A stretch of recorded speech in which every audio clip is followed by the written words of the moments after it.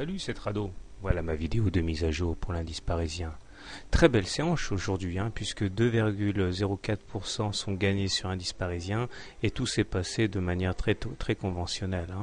Je vous avais signalé hier et avant-hier qu'il y avait des ramassages systématiquement sur le contact de la médiane de la fourchette d'Andrews, qui était l'objectif naturel du mouvement baissier.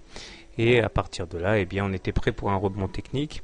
Nous avons ouvert dès 9 heures sur la M7, ce qui permettait justement de s'en affranchir sans lutter. On l'a gapé cette M7 qui laissait la voie ouverte pour aller titiller tout de suite la M20.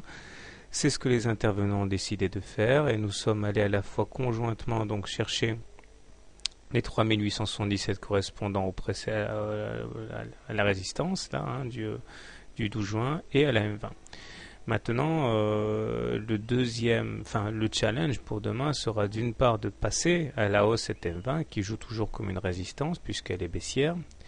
Et puis bien sûr en deuxième rideau cette sacrée fourchette d'Andrews bleu qui a rembarré les cours lors de la confrontation du 20 mai et également lors de la confrontation du 31 mai.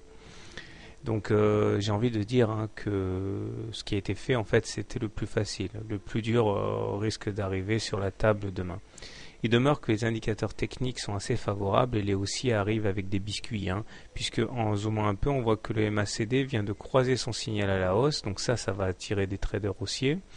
Nous avons également le stochastique ici qui sort de sa zone de survente et qui passe au-dessus de son signal, donc ça aussi ça va attirer des traders haussiers.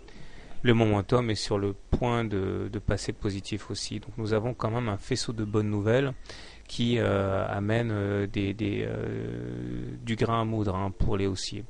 En fait, le gros problème, encore une fois, ce sera cette M20. Alors, comment trader le CAC? Nous sommes théoriquement à la fin du rebond haussier.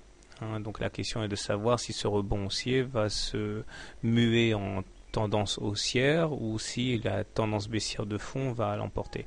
Alors le trading c'est pas de la divination, il faut prendre des paris et il faut prendre des paris qui rapportent plus qu'ils ne coûtent potentiellement.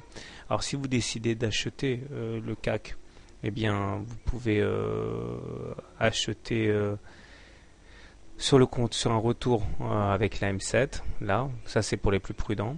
Vous pouvez également acheter tout de suite en pensant que la dynamique haussière apportée par les indicateurs techniques va donner le carburant pour passer à la hausse demain. Si vous êtes baissier, par contre, première solution, vous shortez là tout de suite sur les niveaux actuels en considérant que la M20 va s'imposer aux traders. Vous pouvez également, pour les plus prudents, attendre un contact avec le haut de la fourchette d'Andrews bleu pour shorter. Quant à moi, je considère toujours qu'on est en tendance baissière parce qu'on est au contact d'une M20 baissière. Il demeure que je suis interpellé par la force et la dynamique haussière. Donc moi, je pense qu'il faut attendre avant de shorter, garder ce biais négatif et voir comment les cours réagissent. Voir si demain, par exemple, on termine sous la M20, ce sera un bon signal de baisse. Ou si on échoue à passer la fourchette d'Andrews bleu, là, ce sera également un bon indicateur de baisse à venir. Voilà. Bonne soirée, bon trade et à demain.